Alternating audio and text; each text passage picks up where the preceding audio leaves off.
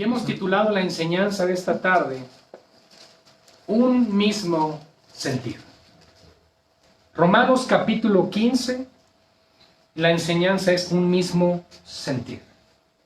Y antes de iniciar, por favor, vamos a orar, vamos a poner esta palabra en la voluntad del Señor, para que el Señor nos guíe, el Señor nos ayude, nos instruya a través de su palabra, a través de su voluntad. Y bueno, en esta ocasión estamos transmitiendo también y dar la bienvenida a los hermanos que también nos estén acompañando en esta tarde. Señor, te damos gracias en este día. Te damos gloria, te damos alabanza, te damos adoración. Te damos gracias, Señor, porque estamos aquí una vez más en tu nombre reunidos para recibir de tu palabra. Te agradezco por la vida de mis hermanos, mis hermanas, Señor, que estamos hoy aquí, así como las otras dos casas, Señor, que se han abierto para recibir palabra de Dios. Oramos, Señor, porque tú uses a tu siervo Jorge, a tu siervo Iván y mi propia vida, Señor, para que seamos útiles para proclamar las verdades eternas del Evangelio. Asimismo, Señor, oramos por tierra fértil en cada uno de los corazones, por corazones sinceros, honestos, dispuestos, Señor, a recibir la palabra de Dios. Padre, no queremos ser de aquellos que solamente oyen, sino queremos ser hacedores de tu palabra. Por lo cual oramos por corazones dispuestos a obedecer, por corazones dispuestos a comprender, a entender. Señor, revela tu palabra a nuestro corazón. Danos luz, danos entendimiento, para que podamos comprender tus propósitos para nuestras vidas. Señor, te damos gracias porque tu palabra es viva y es eficaz. Y sabemos que hoy saldremos, Señor, ministrados por tu Espíritu Santo. Sabemos que hoy saldremos de aquí, Señor, impactados por el poder de tu palabra. Señor, porque eso es lo que produce tu palabra en nosotros. Cambios verdaderos y permanentes. Por lo cual, Señor, oramos que no seamos movidos por nuestras emociones, sino que las convicciones vengan a través de conocer tus promesas y tu voluntad en tu palabra. Gracias por este tiempo. Nos ponemos en tus manos en el nombre de Jesús, nuestro Señor y Salvador. Amén y amén. Gloria al Señor. Bien, hermanos, vamos a tomar nuestros lugares. Romanos capítulo 15. Recuerden, estamos viendo el tema en esta tarde titulado Un mismo sentir. ¿Saben, hermanos, qué importante es que nosotros reconozcamos a la luz de las Escrituras la necesidad de tener un mismo sentir?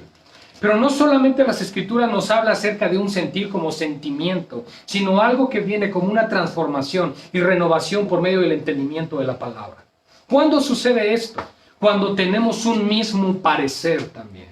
¿Qué es el parecer y qué es el sentir? Bueno, el sentir se involucra las emociones, pero en el parecer se involucra el entendimiento. Nosotros tenemos, por lo tanto, que involucrar todo nuestro ser para la comprensión de la palabra del Señor y la obediencia que ésta demanda. Tú y yo somos llamados a ser fieles a lo que Dios reveló. No solamente predicándolo, no solamente hablándolo, sino también viviéndolo, experimentándolo. ¿Saben? Lo importante del Evangelio no es cuánto Evangelio sé, sino cuánto Evangelio vivo.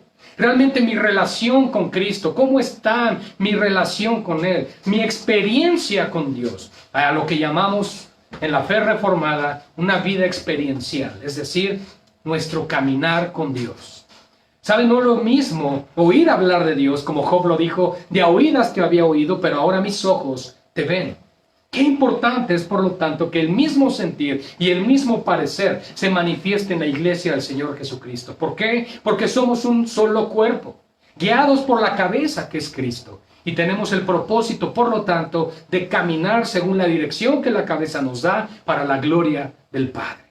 Ahí es entonces cuando nosotros como pueblo de Dios, como iglesia, entendemos que hay ejemplos y testimonios, como hoy lo vamos a mencionar, del Antiguo Testamento que han sido dejados como ejemplo para que tú y yo prestemos atención y seamos diligentes y no cometamos los mismos errores que nuestros antepasados cometieron. El pueblo de Israel es un gran ejemplo de lo que es un pueblo rebelde, contumaz, un pueblo violento incluso, pero un pueblo blasfemo contra Dios, continuamente idólatra, persiguiendo sus ídolos paganos, persiguiendo lo que el mundo persigue, al punto de rechazar la teocracia, a Dios como rey, y pidiendo ahora una monarquía, escogiendo a Saúl como el primer rey de Israel. Rechazaron a Dios. La iglesia no podemos ser igual. Es por eso importante, hermanos, que tú y yo entendamos que de manera independiente a la madurez, el compromiso y el entendimiento que tengamos en Cristo, tú y yo debemos perseguir una misma meta. Establecer un rumbo directo hacia la voluntad de Dios y el conocimiento de Cristo. Esa era la oración y el clamor continuo. En las 13 cartas paulinas, en toda salutación e introducción, Pablo continuamente decía, esta es mi oración, que conozcan al Padre, que conozcan a Cristo, que crezcan en la sabiduría y en el conocimiento de Dios. Y eso es lo que nosotros debemos puntualizar en nuestras vidas, en nuestros hogares, en nuestras familias, como algo determinativo. Una prioridad establecida en cada hogar cristiano es, debemos conocer más la persona de Dios. ¿Por qué, hermanos? Porque si tú y yo queremos realmente tener comunión unos con los otros, la Escritura establece que esa comunión viene por el amor. Y el amor solamente va a poder ser verdadero, honesto y puro cuando hay un entendimiento de Cristo en nuestras vidas. El amor es egoísta incluso. Sin embargo, 1 Corintios 13 nos dice que el amor no es jactancioso, no es envidioso, no busca lo suyo. El amor puro, el amor de Dios. Pero el amor propio que nosotros tenemos es un amor soberbio, es un amor envidioso, es un amor arrogante, es un amor que no busca el bien de los demás, sino solo su propio beneficio. A veces incluso como jóvenes también luchamos, porque yo soy millennial. Pero miren, a veces nosotros también batallamos, incluso como seres humanos o los más jóvenes, batallamos con la sujeción a las autoridades, a los padres. Estamos batallando con la sujeción a cualquier tipo de autoridad, porque esa es la rebeldía del corazón, la rebeldía del pecado que existe en cada uno de nosotros. ¿Qué demanda entonces Cristo de cada una de las personas que conforman el cuerpo de Cristo? Un mismo sentir. Un mismo sentir, ¿según quién? Según Cristo Jesús. Yo por eso encuentro en Filipenses capítulo 2, no tienen que ir allá, nosotros vamos a estudiar Romanos 15, es solo una introducción. Pero nosotros tenemos que ver cómo en Filipenses capítulo 2, cuando Pablo está hablando de la humillación de Cristo, porque se despoja de su gloria, deja su trono, se hace hombre, y la exaltación de Cristo cuando Él resucita entre los muertos y recibe un nombre que es sobre todo nombre, es en ese momento cuando Él es exaltado. Pero dentro de ese ínter, el apóstol Pablo dice una palabra clave. Haya pues en vosotros el mismo sentir que hubo también en Cristo Jesús. Entonces, hermanos, la vida cristiana, el cristianismo, o el evangelicalismo, o como lo quieras llamar, el protestantismo, si así lo quieres ver, no se basa en nuestro propio criterio. No es lo que tú y yo creamos de la Biblia, sino lo que Dios dice de Él mismo y de lo que Él dice acerca de ti y de mí. ¿Quiénes somos? Sus siervos. Somos sus hijos. Somos su pueblo. Somos su esposa, también llama a la iglesia. Tenemos diferentes títulos. Pero el grado más honroso que podemos recibir, amados hermanos, es ser llamados hijos de Dios. Y un hijo debe seguir las pisadas de su padre. La iglesia, por lo tanto, está en un proceso de perfeccionamiento. Porque probablemente tú te miras a ti mismo, te miras a ti misma y digas, yo aún no soy como quisiera ser. Aún no logro alcanzar eso que veo cuando leo la Biblia. ¿Cómo es posible que estos hombres, estas mujeres de Dios pudieran experimentar esa fe, esa confianza en su Dios, esa seguridad de que Dios estaría con ellos en medio de adversidades tan tremendas y yo por cualquier cosa me hundo como en un vaso de agua? ¿Por qué? Porque Dios está obrando en cada corazón de acuerdo a la medida de fe, de acuerdo a los dones, de acuerdo a los talentos, pero de acuerdo a su voluntad. Pero aquí hay un punto importante. El que Dios obre conforme a su voluntad en cada uno de nosotros no nos exime de nuestra responsabilidad de crecimiento y madurez y estudio personal. Una cosa es los dones y capacidades que Dios nos da y otra es nuestra responsabilidad como hijos de obedecer y caminar con el Padre. Es ahí entonces cuando encontramos en Romanos capítulo 15 ciertas instrucciones del apóstol Pablo a esta iglesia en Roma. Y una vez que habló de la debilidad en la fe, una vez que habló de aquellos que batallan, que luchan en sus emociones, dice así que, versículo 1 de Romanos capítulo 15, los que somos fuertes debemos soportar las flaquezas de los débiles y no agradarnos a nosotros mismos. Ahora, quiero especificar qué significa débil en la fe, porque la debilidad en la fe no significa alguien que no crea en Dios. Si eres creyente, crees en Dios y tienes la fe para creer en Dios, y Dios te ha dado esa fe, esa gracia que viene, como enseña Efesios 2:8, que es un don de Dios para nosotros, para creer en salvación, para creer en la vida eterna. Pero también nos enseña las Escrituras que hay algo llamado don de fe, y a su vez la medida de fe que el Espíritu de Dios repartió a cada uno de nosotros como Él quiso. Entonces no todos tenemos la misma fe, no todos tenemos los mismos dones, si no, no seríamos un cuerpo. Dios nos ha llamado a ser parte de un cuerpo. No todos son brazos, no todos son ojos, no todos son hombros, no todos son pies. Lo único que es cabeza es Cristo, los demás conformamos el cuerpo. Y dentro de esa conformidad, el Señor ha repartido dones y talentos, los cuales debemos poner en servicio para la gloria de Dios y para la edificación del cuerpo. Eso es lo que enseña la Escritura. Pero aquellos que son fuertes, ¿qué significa este fuerte? ¿Que no le importa lo que suceda, que sale y va y se expone al mayor foco de infección? No, no es eso. Eso no se trata de retar a la muerte, no se trata de desafiar a Dios, no se trata de tentar a Dios. Y el ejemplo muy claro es cuando Jesús está en el pináculo del templo, Satanás le dice, arrójate porque de la Escritura dice que Dios va a enviar a sus ángeles por ti. Y el Señor dice, no tentarás al Señor tu Dios. Entonces no nos vamos a exponer a lo tonto, como decimos aquí. Pero eso no hace a un lado el que debamos ser hombres y mujeres de fe y confiar en la provisión y en el sustento y protección de Dios. Ahora bien, lo que está hablando aquí la Escritura en Romanos capítulo 15 con respecto a fortaleza y debilidad tiene que ver con aspectos muy importantes, con el conocimiento de la palabra de Dios. Eso es lo que está diciéndonos aquí.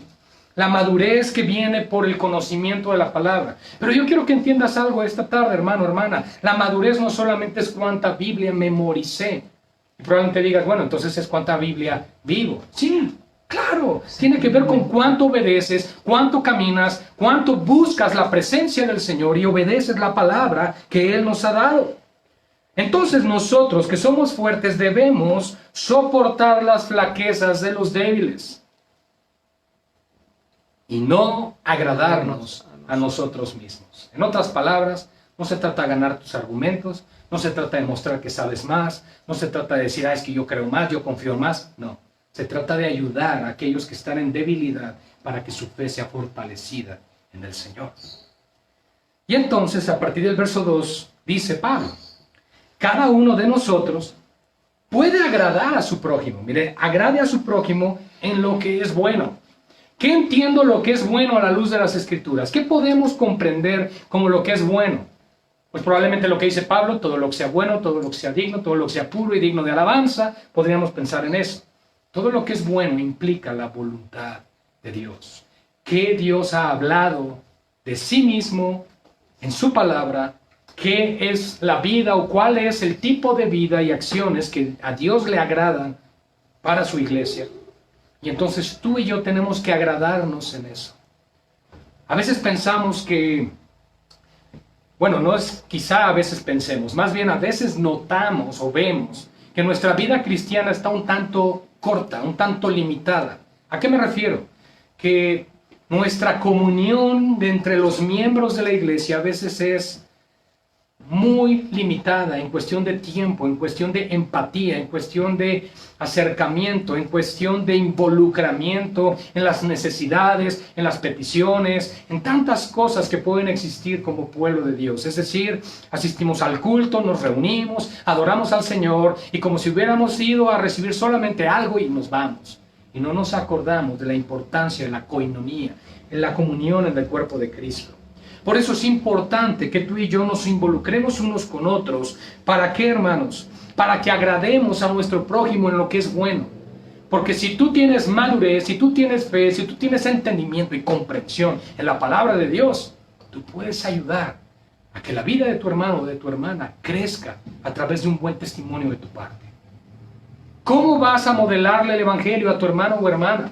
Lo que está diciendo Pablo es, no te quejes, no te burles, no te quejes de las debilidades de aquellos que no están caminando como tú. De otra forma, más bien, instrúyeles, guíales, ayúdales. Pero ¿qué entra aquí entonces, hermanos? Disponer de nuestro tiempo. Y a veces no queremos dar de nuestro tiempo. Y no me refiero solo para ayudar a algún hermano, no queremos dar de nuestro tiempo para el Señor. Esto es algo determinante en la vida del creyente, que a medida que el creyente madura debe entender que su vida no le pertenece.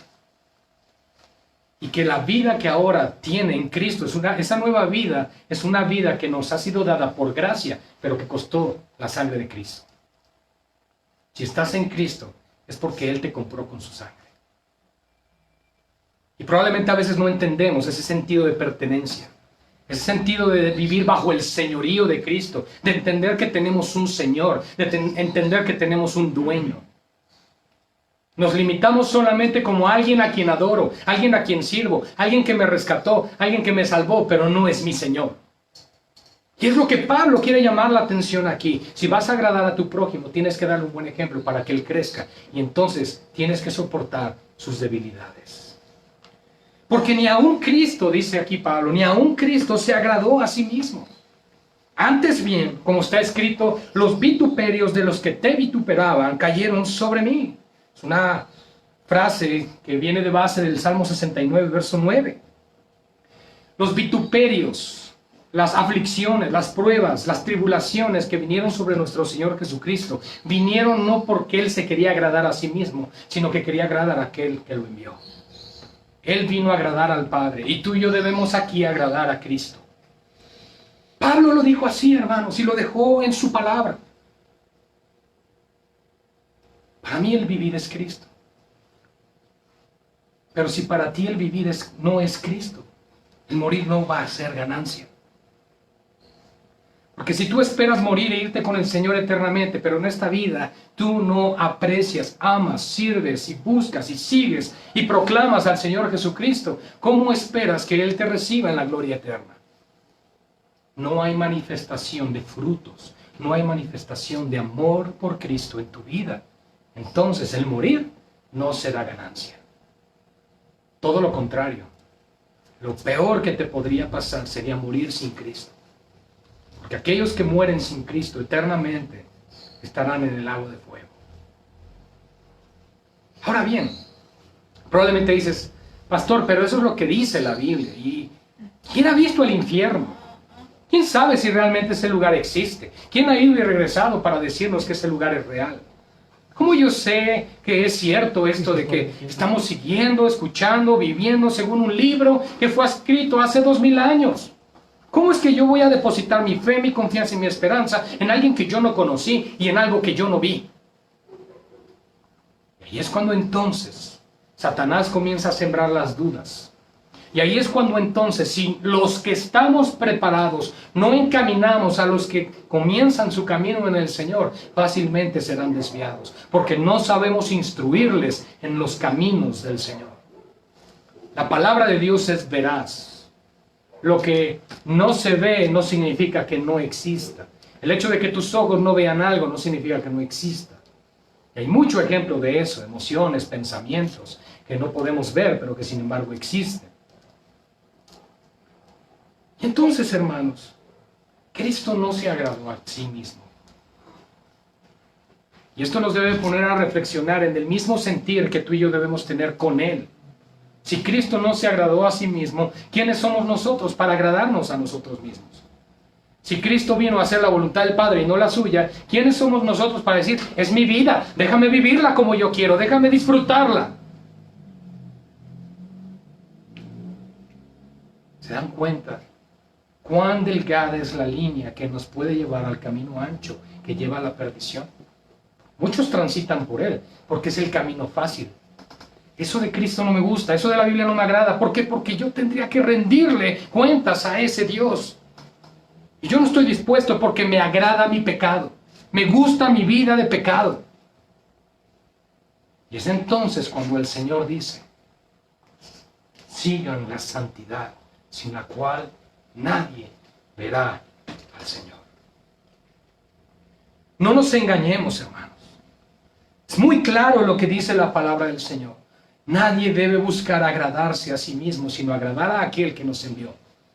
¿Cómo que nos envió? ¿Quién me envió? Hermanos, Jesús dijo, toda potestad, todo poder, toda autoridad, todo dominio, todo control. En otras palabras, soy dueño de todo, dice el Señor. No hay nada que no le pertenezca a Cristo. No hay la roca más profunda, lo más profundo de los mares, que Cristo no pueda reclamar como suyo. Todo le pertenece al Señor, todo, tu propia vida. Los impíos que se pierden en el infierno son de Él y son olor grato aunque se pierdan, porque Dios sigue siendo justo. Ese es el Dios al que servimos. Cristo dice, no te agrades a ti, porque si poniendo la mano en el arado, miras hacia atrás, prefiriendo el mundo, prefiriendo sus gustos, sus fiestas, sus cosas, sus luces que te encandilan y te seducen, entonces no eres digno de mí.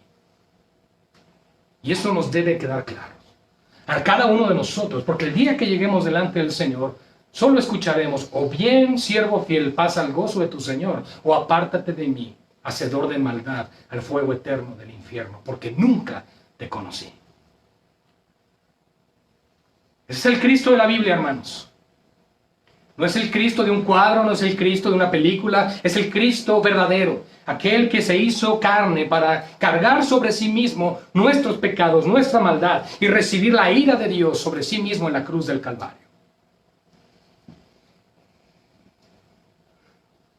Y ese mismo Jesús, del cual acabo de hablar, con toda soberanía, es el mismo Jesús que por amor, que por misericordia, que por compasión hacia ti y hacia mí, se hizo hombre. Y recibió insultos en su vida.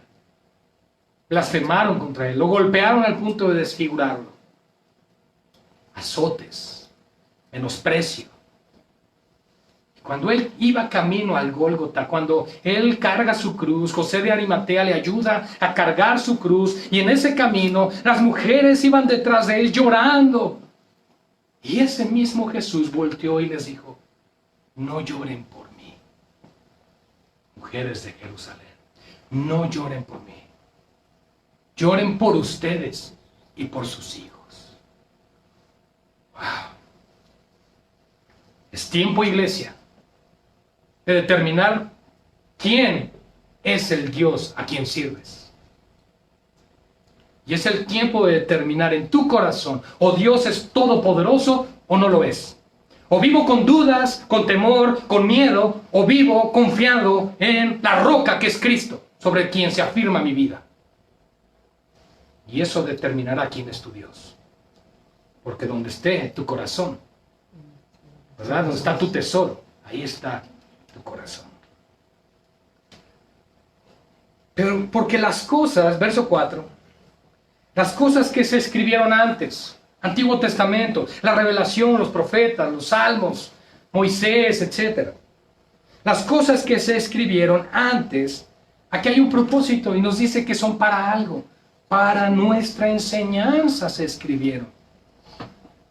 Cuando te da flojera ir al Antiguo Testamento y leer los salmos, las historias, las genealogías, hijo de tal y tuvo tantos hijos, es que ¿esto qué caso tiene? Dice esto que se escribió para tu enseñanza. Toda la palabra es inspirada por Dios. Toda. ¿Aún las genealogías, pastor? Sí, también las genealogías. Tienen un propósito y una razón de estar ahí. Para conocer linajes, conocer desenlaces del porqué, los frutos y consecuencias de pueblos, naciones, etc. Es para eso. Gloria a Dios que están ahí porque nos ayudan a comprender muchas cosas. Por ejemplo, que Cristo es el hijo de David. A veces lo leemos y decimos, pues quién sabe qué será eso. A lo mejor su papá se llamaba David.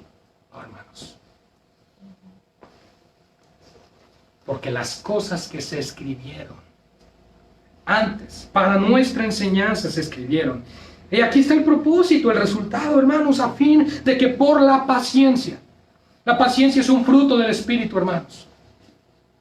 Los 9 frutos del Espíritu Santo: amor, gozo, paz, paciencia, benignidad, bondad, fe, mansedumbre y templanza. Contra tales cosas, dice la Escritura en Gálatas 5, no hay ley. Porque no hay una ley que te prohíba amar, tener paz, tener fraternidad, tener gozo, tener esperanza en el Señor. Todo lo contrario. No hay una ley contraria a eso. No te debes sentir mal ni afligirte porque los frutos del Espíritu Santo sean una evidencia en tu vida. Pero el propósito es a fin de que por la paciencia y la consolación de las Escrituras, hermanos, tú y yo vamos a la Biblia, tú y yo vamos a la palabra de Dios, no cada domingo, no cada vez en cuando, no cuando se me ocurre, no cuando, ay, ¿dónde quedó la Biblia? No, diariamente vamos a la palabra del Señor. Señor, necesito tu palabra, necesito tu consuelo, necesito consolación de tu palabra, porque tu palabra es viva, es eficaz. Hebreos 4:10 al 12 lo dice claramente. Solo tu palabra puede consolar mi alma. Solo tu palabra me puede dar vida. Solo tu palabra me puede satisfacer. Solo tu palabra me da esperanza, Señor. ¿Dónde más vamos a encontrar? Solo en la palabra de Dios, porque es la palabra que habla de Cristo. Es la palabra de Dios que habla de nuestro Salvador. Es la palabra de Dios que habla de nuestro Señor, de nuestro Redentor, de aquel que nos amó tanto, hermanos, que murió en la cruz por nosotros. Es en esta palabra donde tu corazón, mi corazón, nuestra alma sedienta recibe el alimento, el agua que necesita para saciarse. Bienaventurado el que tiene hambre y sed de justicia, porque esa alma será saciada. Serás bienaventurado, serás feliz, porque la felicidad del mundo no se compara con el gozo del Espíritu Santo. La felicidad del mundo me la da una cuenta bancaria llena de dinero, pero que cuando no está, la felicidad se desaparece. Sin embargo, el gozo del Señor, haya o no haya sustento, como dice Pablo, he aprendido a tener contentamiento sin importar cuál sea mi necesidad. Pero ahí está el punto, he aprendido. Hay un proceso de crecimiento, un proceso de tratamiento de parte del Espíritu Santo en tu corazón, en mi corazón, que cada una de las pruebas y aflicciones que vivimos son para que Él se perfeccione en nosotros. No subestimes la obra de Dios. No menosprecies los tratos y las disciplinas del Todopoderoso, porque son con el fin y propósito de formar a Cristo en ti. Pero el Dios de la paciencia, oh, gloria al Señor, ¿cómo se llama Él mismo? Vean el título que Dios recibe aquí, el Dios de la paciencia, el Dios de toda paciencia. ¿Y saben por qué es paciente? Porque todos aquellos que Él ordenó para vida eterna, Él está aguardando que se arrepientan. Y en el proceso entre tu conversión al Señor y tu muerte, hay un tiempo que se llama santificación. Y todo el tiempo, ¿sabes qué te sostiene? La gracia del Señor y su paciencia. Te soporta con paciencia. ¡Wow! Gloria al Señor. Gloria por Cristo, hermanos, porque si no fuese por Él, un rayo caería aquí y nos destruiría. Y Él seguiría siendo justo. Gloria a Dios por eso, hermanos. Gloria a Dios por eso. Antes de pensar que Dios es un ser bizarro, cruel, ¿cómo es posible? ¿Por qué no hizo otro plan donde no involucrara tanta sangre y muertes? ¿Por qué no solo nos amó y ya, no? Sería más sencillo. Claro, pero Dios no puede negarse a sí mismo. Y Él no puede hacer a un lado sus atributos. Y Él, cuando su ley fue quebrantada, su ley pura, santa, justa y buena, la ley dice que la paga de esa desobediencia era la muerte. Y Él no puede ir en contra de su propia ley. Y como no puede ir en contra de su propia ley, diseñó un plan donde involucraba la muerte, pero no la tuya y no la mía, sino la de su propio Hijo. Porque el sacrificio debía ser puro, el sacrificio debía ser perfecto, para salvar y santificar a los que por medio de Él se acercan al Padre. Así que el verso 5 nos dice, pero el Dios de la paciencia y de la consolación os dé a nosotros. ¿Qué es lo que debe darnos a nosotros, hermanos? Un mismo sentir. Un mismo sentir. No significa que seamos clones, que seamos robots. Significa que todos entendamos una cosa, que a pesar de cómo seamos, tenemos una misma meta y un mismo fin. La gloria de Dios y la exaltación de Cristo a través de la proclamación del Evangelio. Cuando tú proclamas el Evangelio, cuando le hablas al vecino de la tienda, al vecino de la papelería, cuando le hablas a tu familiar, a tu pariente, al amigo, cuando le hablas al del colectivo, lo que estás haciendo es glorificar a Dios, porque estás siendo embajador de Cristo en esta tierra. Pero si te avergüenzas, es que yo mejor no le hablo a nadie, es que no sé qué decirle, no sé cómo hacerlo. Bueno, probablemente no sabemos en ocasiones, pero podemos prepararnos, podemos equiparnos, podemos estudiar, investigar. Cuando hay un verdadero interés, cuando hay un verdadero deseo, hermanos, tú vas a tener que tomar el primer paso para compartir a las personas. A veces pensamos, voy a comportarme lo más manso que se pueda. Voy a comportarme lo más dulce y cariñoso y voy a soltar bendiciones por todos lados para ver si así me preguntan, oye, ¿tú tienes algo diferente? ¿Qué es? Y de ahí ya les predico. Hermanos, no. Sí, nuestra vida y testimonio debe reflejar a Cristo. Pero nuestra predicación y nuestra evangelización debe de ser algo, hermanos, que sea determinativo en nuestras vidas, de hacerlo por nuestra propia voluntad y no esperando a que se dé la pauta de otra forma. Tenemos que ser atrevidos en ese aspecto. Así que el Dios de la paciencia y de toda consolación nos dé un mismo sentir, nuevamente, ¿según quién? Según Cristo. Gloria al Señor por nuestro Salvador. Y entonces, para que unánimes, para que todos juntos, para que en una misma mente, en una misma comprensión, en un mismo espíritu, en un mismo sentir, nosotros hagamos algo a una sola voz, hermanos. ¿Qué cosa? Glorificar a Dios y al Padre de nuestro Señor Jesucristo. Esa es la meta, esa es la razón por cual tú existes hoy aquí. La gloria de Dios. Amén, gloria a Dios. Amén. Para que unánimes, a una voz. No es que empiece uno y, ay, mire, ya medio se encendió el hermano, ahora por allá atrás a ver si otra llama. No, unánimes, juntos. Una iglesia avivada por el poder del Espíritu Santo. Una iglesia que tiene sus batallas, sus luchas, sus pruebas, pero que pone sus ojos en el Señor y que continúa creciendo en la fe, en el conocimiento de la palabra, y que dice, Señor, yo no me suelto de tu mano. No me suelto de ti, Señor. Como lo hizo Jacob ahí en Betel cuando estaba peleando con el ángel de Jehová. ¿Qué le dijo al ángel de Jehová? Que el ángel de Jehová, dicho de paso, es una teofanía, es Cristo en el Antiguo Testamento. ¿Qué hizo? ¿Qué le dijo? No te suelto hasta que me bendigas. Pero no queremos orar. No queremos leer la Biblia. Oye, que hay discipulado de, ¡ay, qué flojera! Yo ahora estoy todavía dormido. Estoy cansado. Es que el trabajo todos tenemos. Probablemente digas, es que han hablado mal de mí. Pues de todos hablan mal. Es que han murmurado de mí. De todos murmuran. Entonces no hay pretexto para que todos unánimes glorifiquemos al Dios y Padre de nuestro Señor Jesucristo. Sin pretexto, porque lo que hacemos lo hacemos por Él. Agradamos a los demás en lo bueno. Si alguien nos ofendió o nos lastimó, ama y perdona. No guardes rencor, no guardes odio, no hables mal, no critiques, no chismes. Eso destruye el cuerpo y divide. ¡No!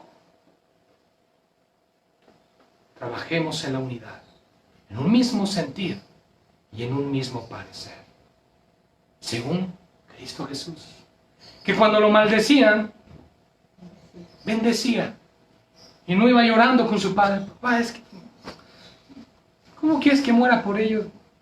Mira lo que están haciendo, humillan. No, hermanos, hay una meta y hay algo que se llama determinación. Y esa determinación debe ser hacer la voluntad de Dios por sobre toda voluntad que deba de existir en nuestras vidas. Por tanto, verso 7, vamos a estudiar hasta el 13 para que no digan ni cuándo va a acabar. Por tanto, recibíos. La razón por la cual Pablo nos da toda esta introducción, hermanos, es precisamente para que entendamos algo que nos quiere enseñar. La iglesia de Roma, los creyentes en Roma, era una iglesia gentil, una iglesia que no conocía muchos principios y dogmas que tenían que ver con la ley de Moisés. Las tradiciones y costumbres judías no estaban en sus mentes y corazones. Entonces, Pablo exhorta, pero de alguna forma los conduce y los guía a que entiendan que su corazón tiene que ser moldeado, transformado y cambiado de tal manera que reflejen a Cristo. No que reflejen un judaísmo, una religión, una tradición o costumbre, sino que reflejen a Cristo. No se trata de exaltar el cristianismo, se trata de exaltar a Cristo.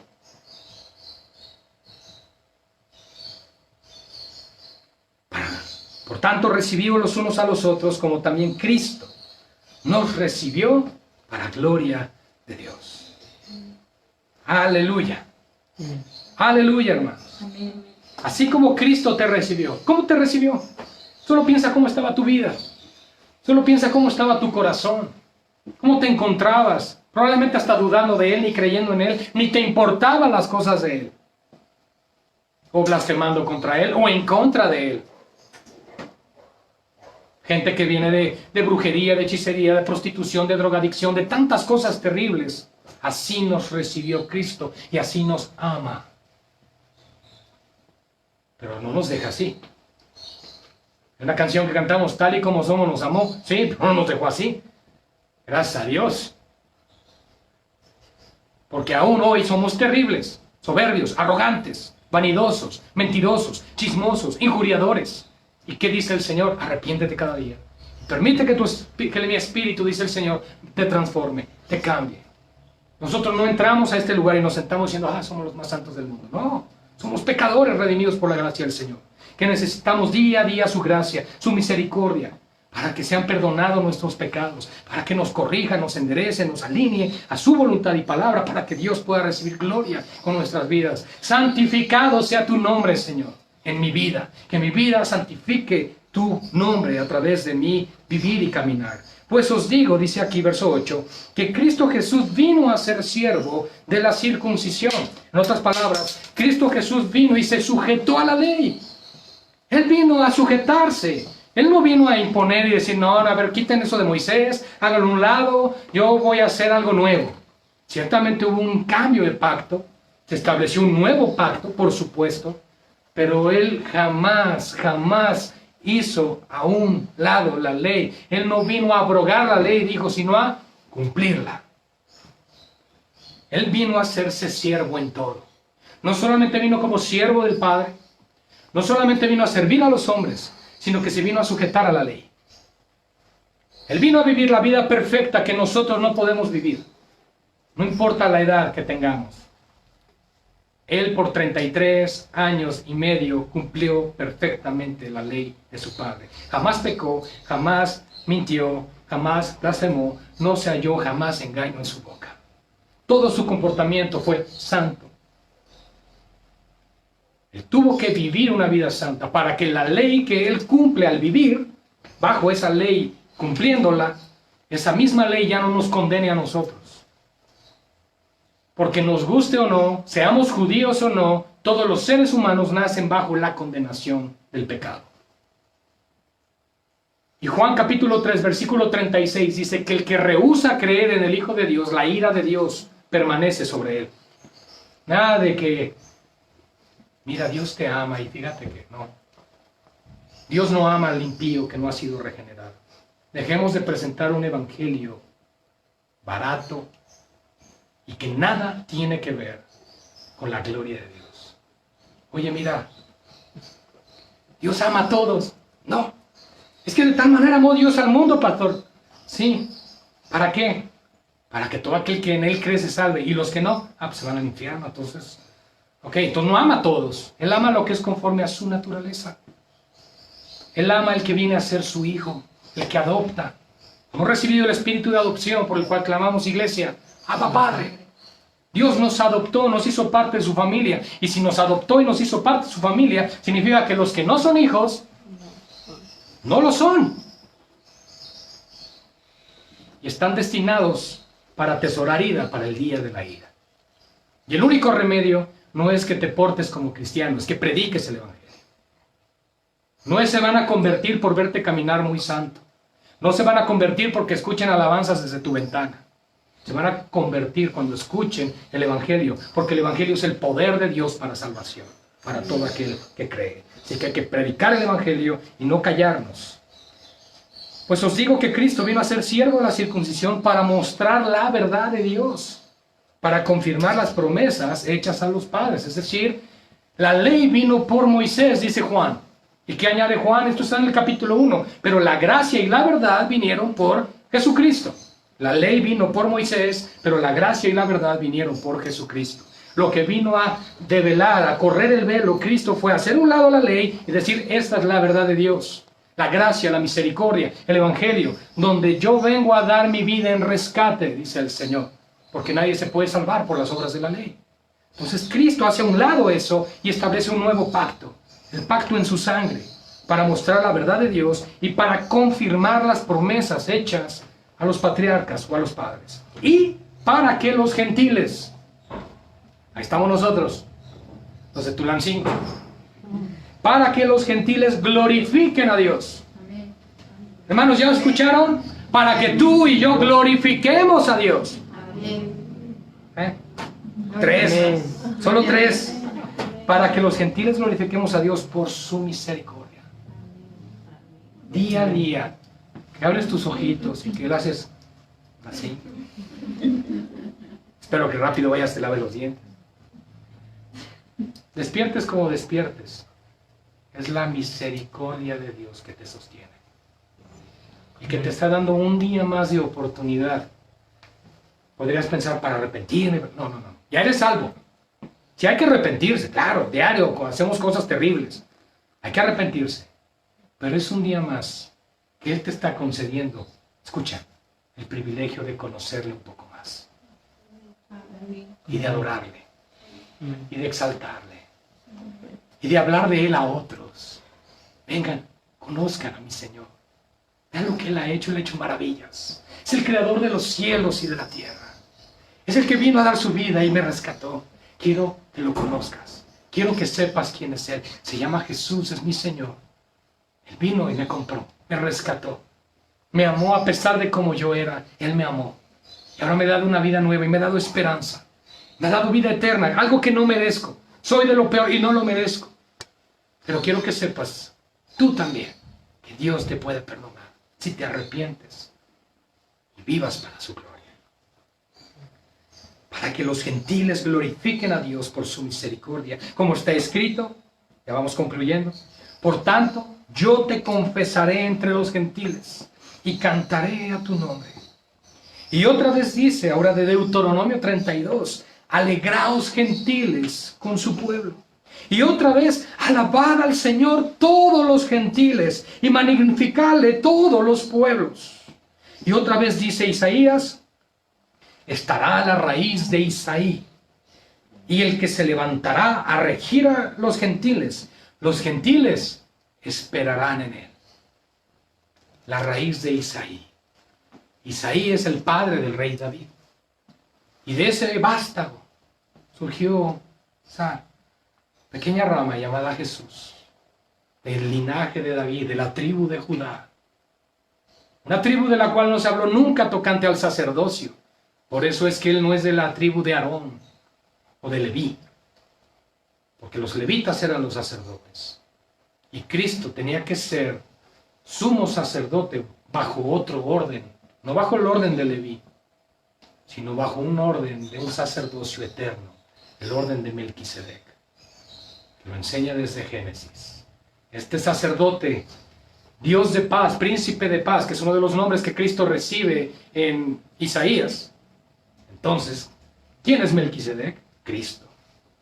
Cristo es Melquisedec, una teofanía nuevamente de Jesús, una aparición de Cristo en el Antiguo Testamento, de quien espiritualmente Cristo obtiene el sacerdocio eterno para interceder por nosotros día y noche.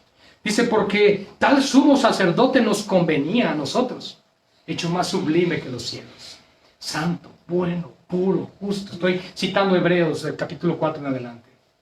Glorioso sacerdote que tenemos, nuestro Señor Jesucristo. Él vino a manifestar el amor del Padre, pero también el gran amor que tiene por nosotros a través de interceder por nuestras vidas día y noche delante del trono de Dios. Por eso esta raíz de Isaí, ese hombre que nació de una virgen, pero concebida por el poder del Espíritu Santo. Esa es la razón, por si no lo sabías, del por qué Jesús humanamente no tenía pecado. Porque la simiente la porta el varón, no la mujer. Y aunque María era pecadora y por lo tanto portadora, por decirlo así, del pecado desde Adán, la simiente la colocó el Espíritu Santo. Por eso el ángel Gabriel fue muy claro. La simiente o el santo ser que nacerá de ti será llamado Hijo del Altísimo. Esa es la razón por la cual Jesús no tenía pecado. Porque Jesús fue 100% hombre y 100% Dios. No era 100% Dios, 100% hombre, se juntan y sale otra cosa. No. Era 100% Dios, 100% hombre, y esa unión se llama unión hipostática. En términos de teología. ¿Qué significa? Que Jesús es Dios y que Jesús es hombre. Dios hombre. Y que Él por su propia voluntad ha determinado permanecer así por la eternidad. ¡Wow! Eso es tremendo, hermanos. Eso es impactante. Ahora, Él como Dios no muere. En la cruz muere Jesús hombre. Entrega su alma, el Jesús hombre, porque Jesús Dios no puede morir. Dios no puede morir. Y Dios, lo que era Jesús como Dios, Él jamás se separó de la Trinidad. Ellos siempre han sido un solo Dios. No se separaron y no están separados, aunque existe Jesús hombre sentado a la diestra del Padre. ¿Entendemos eso? No. Pero así lo dice la Escritura. Por fe lo creemos y así lo veremos. Y por lo tanto, hermanos, esta raíz de Isaí, en la cual nosotros nos hemos gozado, dice, y el que se levantará a regir a los gentiles, y los gentiles esperaremos en él. Él es nuestra esperanza. Él es la única esperanza que tú y yo podemos tener en este mundo. Se llama Jesucristo. Tu esperanza y mi esperanza, hermanos, no es una cuenta bancaria, no es un trabajo, no es si encuentran la vacuna del COVID. No, nuestra esperanza se llama Jesucristo. Porque Cristo dice, mi paz les dejo y mi paz les doy. Eso significa que nuestra paz no depende de lo que el mundo hace, sino de Cristo. Si yo me muevo conforme al mar que este mundo tiene, voy a vivir bajo temor, bajo yugo, bajo esclavitud. Pero si yo vivo por fe, la palabra del Señor, porque ya no vivo por vista, vivo por fe. Entonces, Gálatas 2:20 dice Pablo, con Cristo estoy juntamente crucificado y ya no vivo yo. Ese es el punto de todo esto. Ya no vivo yo. Cristo vive en mí. Y esa es mi meta y mi objetivo. Cristo. Y lo que ahora vivo en la carne, lo vivo en la fe. No lo vivo en lo que yo creo, no lo vivo en lo que otros me digan. Oye, ¿tú qué opinas? ¿Qué crees que vaya a pasar? Y, oye, esto y lo otro. Pase lo que pase, Dios está en su trono. Y pase lo que pase, sucede bajo el dominio, control y soberanía de Dios Todopoderoso. En el momento que empezamos a dudar de todo eso, estamos dudando de algo muy importante, de uno de los atributos más grandes de Dios, que Él es soberano. No vivas con temor, iglesia. ¿Hay que tener precaución en estos casos que están pasando a nuestro alrededor? Claro, porque nuestro cuerpo se enferma. Pero no vamos a vivir con miedo. No vamos a vivir con temor. Porque debes de saber una cosa, iglesia. Cristo venció a la muerte. El peor enemigo que el hombre podría tener es la muerte. Y Jesús dijo, no temas al que pueda matar el cuerpo. Mas yo os enseñaré a quién deben temer. Aquel que una vez que el cuerpo muere, puede destruir el alma enviándola al infierno. ¡Wow! Eso me da más miedo que el COVID. No sé ustedes.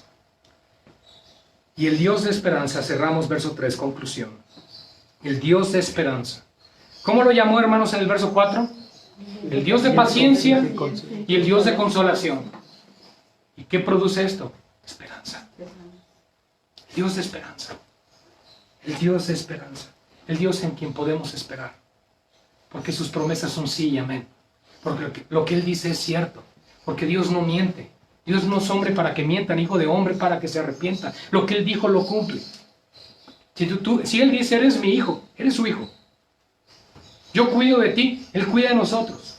Caerán a tu lado y 10,000 a tu diestra y a ti no te llegarán. Lo creo, porque lo dice tu palabra, Señor. Y estas señales seguirán a los que creen en mi nombre. En mi nombre echarán fuera demonios. Impondrán manos sobre los enfermos y sanarán. Beberán cosa mortífera y no les hará daño. Yo no por eso voy a tomar un veneno. Esto significa como en el caso de cuando Pablo llega a esa isla y le muerde una serpiente que era sumamente venenosa. Los nativos de esa isla dijeron, ¿saben en qué momento cae muerto? Y nunca cayó muerto. ¿Por qué? Porque Dios dijo, no es ahora. Tú no vas a morir así. Por el otro lado, murió decapitado. Por el otro lado nos encontramos un Juan que muere de ancianito, porque Dios quiso que muriera así. Encontramos un Pedro que muere crucificado. Encontramos a otros que mueren aserrados, a otros de lapidación, porque a Dios le plació así. Cristianos que murieron comidos por los leones. Cristianos que murieron quemados en hogueras, porque a Dios le plació así. Cristianos que mueren de ancianitos en su cama dormiditos, porque a Dios le place así. Cristianos que están padeciendo persecución en China, en Corea, hasta la muerte. Dios le ha placido así. Pero no le place a Dios una iglesia tibia, una iglesia perezosa, una iglesia que sea mediocre. Jamás le va a complacer eso al Señor. A Dios le complace una iglesia apasionada, una iglesia que anda en un mismo sentir, una iglesia que se apasiona por su Señor, por su evangelio. Y hermanos, si en nuestro país, si en nuestra nación, si en nuestra ciudad no hay persecución por predicar el evangelio, ¿qué debería estar haciendo la iglesia? Pues ocupada en sus cosas, ¿verdad? Preocupada por su chamba, preocupada por su trabajo, qué vamos a comer mañana, y la familia cuándo vamos a visitar. Y se nos olvida que tenemos el gran privilegio que muchos no tienen: tiempo y libertad. Mucho que reflexionar, mucho que pensar, para que realmente caminemos en un mismo sentir y en un mismo parecer. Y el Dios de esperanza entonces nos llene de todo gozo y paz en el creer, para que abundemos en esperanza por el poder del Espíritu Santo. A Dios sea la gloria, hermanos. Oremos. Padre, gracias por tu palabra, Señor. Gracias por hablar a nuestros corazones en esta tarde, por darnos luz, entendimiento de lo que es para nosotros un mismo sentir y un mismo parecer, según Cristo y no según nosotros. Ayúdanos, Padre, solamente a que lo que hoy hemos aprendido lo podamos poner por obra. Ayúdanos a comprometernos fielmente contigo, Señor, con tu iglesia local, con tu obra, con aquello que tú estás haciendo, Padre. Nunca olvidando y nunca dejando de recordar quién eres tú. Porque gracias a ti tenemos vida, fe y esperanza. Nos sometemos a ti en esta tarde, Padre, para que podamos todos nosotros vivir bajo la esperanza que solo tú nos das. Y entonces tengamos paz y gozo en el creer por medio de tu Espíritu Santo. Gracias, Padre, por esta palabra. En el nombre de nuestro Señor Jesús oramos. Amén y amén. Amén. El Señor les bendiga.